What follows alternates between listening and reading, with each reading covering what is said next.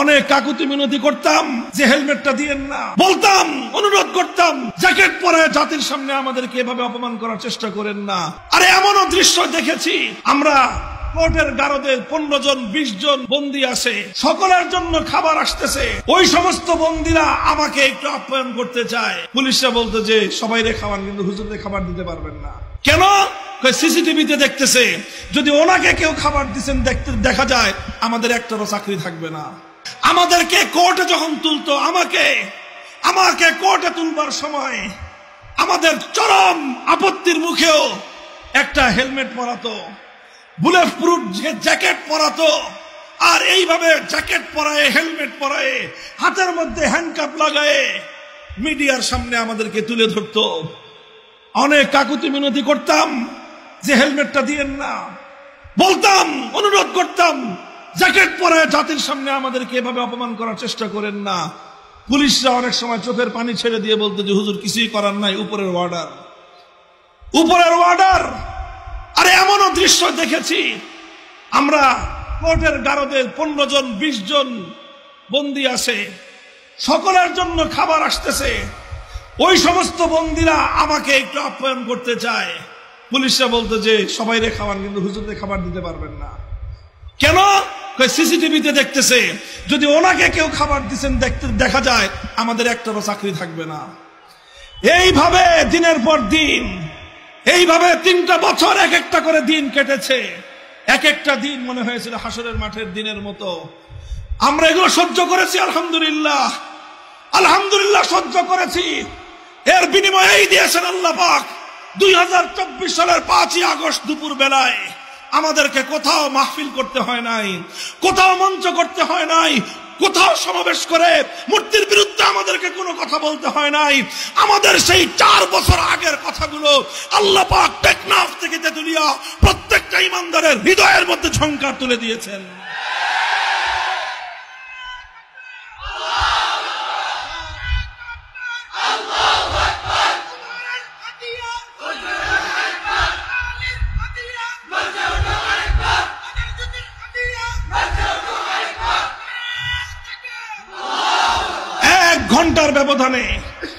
এক ঘন্টার ব্যবধানে আলহামদুলিল্লাহ টেকনাফ থেকে তেতুলিয়া শুধু শেখ মুজিবুর রহমান সাহেবের না, যত সাহেবের মূর্তি ছিল, বাংলার তৌহিদি জনতা সমস্ত মূর্তি তৌহিদি চেতনায় উজ্জীবিত হয়ে বুড়িগঙ্গার পানিতে ভাসিয়ে দিয়েছে। দেশপ্রেমিক সেনা সদস্যরা পর্যন্ত তাদের সেই সংরক্ষিত জায়গাতেও কোনো মূর্তি রাখে নাই। সুপ্রিম কোর্টের মতো সংরক্ষিত জায়গা, আমরা বলেছিলাম মুসলমানদের বিচারালয়, মুসলমানদের আদালত, থেমিসের মূর্তি বসায়েন না। ওনারা আমাদের কথাটা শুনে বিল্ডিং এর সামনের থেকে নিয়ে বিল্ডিং এর ভিতরে মাঝখানে সংরক্ষিত জায়গায় থেমিসের মূর্তি বানায় রাখছে, সেই থেমিসের দেবীর মূর্তি বসায় রাখছে। 5ই আগস্টের পরে যে জিজ্ঞেস করলাম, ভাই থেমিসের মূর্তিটা কই? কয় হুজুর মূর্তি তো নাই, ওই যে মূর্তির পিছনে যে বেদি ছিল, বেদিরও কোনো খবর নাই। আমাদের তো কাউকে কিছু বলতে হয় নাই, মানুষের মনে মনে এই আওয়াজ কে তুলে দিয়েছেন? আলহামদুলিল্লাহ। হে মুসলমান, তুমি তাওহীদের আওয়াজ দাও, তুমি তাওহীদের আজান দিয়ে যাও। মুয়াজ্জিনের কাজ হলো আজান দিয়ে দেওয়া, মুসল্লিদেরকে ঘর থেকে ধরে আনা মুয়াজ্জিনের কাজ নয়। তুমি আজান দিয়ে দাও। আল্লাহ বলেছিলেন আমাদের পিতা ইব্রাহিম আলাইহিস সালামকে, ওয়াজ্জিন ফিন নাস বিল হজ ইয়াতুকা রিজালান ওয়া আলা কুল্লি দামিরিন ইয়াতিনা মিন কুল্লি ফাজ্জিন আমিক। হে ইব্রাহিম, আল্লাহর ঘর বাইতুল্লাহ বানিয়েছো, এবার বাইতুল্লাহর পাশে দাঁড়ায় আজান দাও, মানুষ যেন হজ করতে আসে। ইব্রাহিম আলাইহিস সালাম বলেছিলেন, মানুষ নাই, জন নাই, কেউ নাই, এই জনমানব শূন্য পাহাড়ি প্রান্তরে আল্লাহ আমার আজান কে শুনবে? আল্লাহ বলেছিলেন, ইব্রাহিম তুমি আজান দাও, কিয়ামত পর্যন্ত তোমার এই আজান পৃথিবীর প্রতিটা মানুষের কর্ণকুহরে পৌঁছে দেওয়া আমি আল্লাহর জিম্মাদারি। বলেন, প্রতি বছর লক্ষ লক্ষ মানুষ ইব্রাহিম আলাইহিস সালামের আজানে জবাব দিয়ে বাইতুল্লাহ যায় কি যায় না? কিয়ামত পর্যন্ত যাবে কি যাবে না?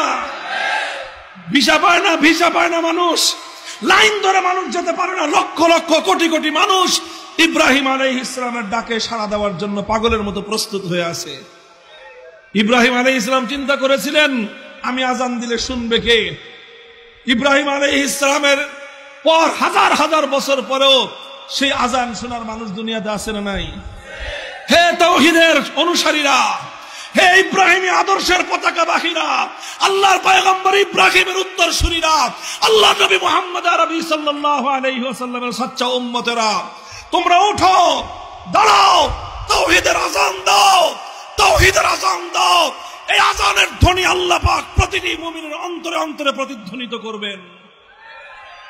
আমাদের দুর্বল কণ্ঠের 2020 সালের আজান 2024 সালের 5ই আগস্ট এভাবেই প্রতিধ্বনিত হয়ে গোটা বাংলাদেশকে মূর্তি থেকে পবিত্র করে দিয়েছে। ভবিষ্যতে যারা জুলুম করবেন ইতিহাসগুলো পড়ে নেবেন, ভবিষ্যতে ইতিহাসগুলো পড়ে নেবেন। ওলামায়ে কেরামকেও বলবো, ইনশাআল্লাহ সুম্মা ইনশাআল্লাহ মাথায় পাগড়ি বাঁধেন, আল্লাহর দ্বীনের জন্য নিজেদেরকে একটু পেশ করেন। আল্লাহ তো আমাদের কাছ থেকে ইমাম আবু হানিফার মতো এত কঠিন পরীক্ষা নেবেন না। আল্লাহ আমাদের কাছ থেকে ইমাম মালিক আর ইমাম আহমদের মতো এত কঠিন পরীক্ষা নেবেন না। আমরা দুর্বল, আমরা একটু কদম উঠাই, একটু সাহস করি, আল্লাহ পাক ইনশাআল্লাহ সাহায্য করবেন এবং হকেরই বিজয় হবে ইনশাআল্লাহ। কথা বলেন ঠিক না বেঠিক? মুহতারাম হাজিরিন, ইনশাআল্লাহ এভাবে আল্লাহর দ্বীনের জন্য প্রস্তুত আছি তো? প্রস্তুত আছেন তো? 5ই আগস্টের বিপ্লব মনে রাখবেন, এটাকে যে যেভাবে ব্যাখ্যা করুক না কেন, এটাকে যে যেভাবে বিশ্লেষণ করুক না কেন, 5ই আগস্টের যে অভ্যুত্থান, এর যে বিপ্লব, এই বিপ্লবের যেই দৃশ্য সারা দুনিয়া দেখেছে, একটা দৃশ্যই দেখার মতো হয়েছে, সেই দৃশ্যটা হলো মূর্তির অপসারণ। কাজেই 5ই বিপ্লবের আইকনিক যে সিম্বল, 5ই আগস্ট বিপ্লবের আইকনিক সিম্বল হলো মূর্তির বিরুদ্ধাচরণ। এদেশের মানুষ মূর্তিকে বরদাস্ত করে না। হিন্দুরা তাদের মন্দিরে মূর্তি রাখবে, সেটা তাদের ধর্মীয় ব্যাপার, ওটা নিয়ে আমাদের আপত্তি নাই। কিন্তু মুসলিম জনপদে রাষ্ট্রীয় ব্যয়ে রাষ্ট্রীয়ভাবে কোনো মূর্তি বানানো যাবে না। যদি আবার কেউ অপকর্ম করে, আবার শাহজালালের উত্তরসূরিরা আবার গৌর গোবিন্দের বিরুদ্ধে মাঠে নামবে ইনশাআল্লাহ। হ্যাঁ, প্রস্তুত আছেন তো? পাহারাদারি করবেন, পাহারাদারি। আমি একটা কথা আমি এই গ্রেফতারের আগেও বলতাম, এখনো বলি, এই দেশে আমরা ভাড়াটিয়া হিসেবে থাকবো না। এটা খরিদা সূত্রে জমিনের মালিক আমরা। টাকা দিয়ে কিনি নাই, বুকের রক্ত দিয়ে কিনেছি।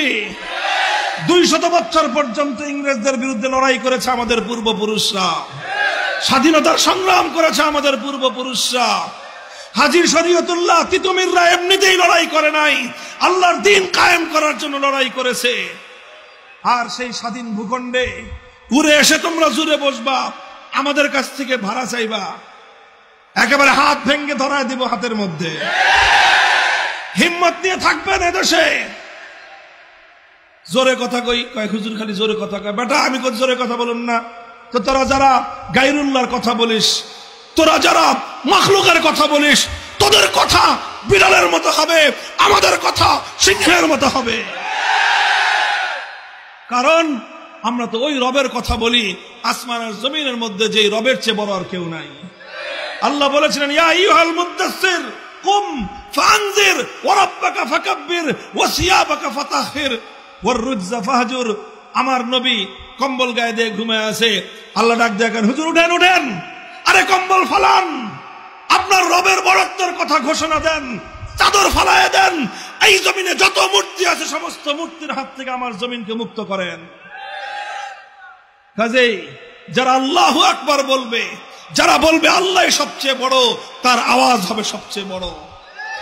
আর যারা আল্লাহর আইনের বিরুদ্ধে কথা বলবে, যারা আল্লাহর দ্বীনের বিরুদ্ধে কথা বলবে, বড় কণ্ঠে কথা বলতে দেখলেই ওর কণ্ঠ চাইপে ধরবে। বেটা, চোরার কথা বলস, আবার জোরে কথা কিসের?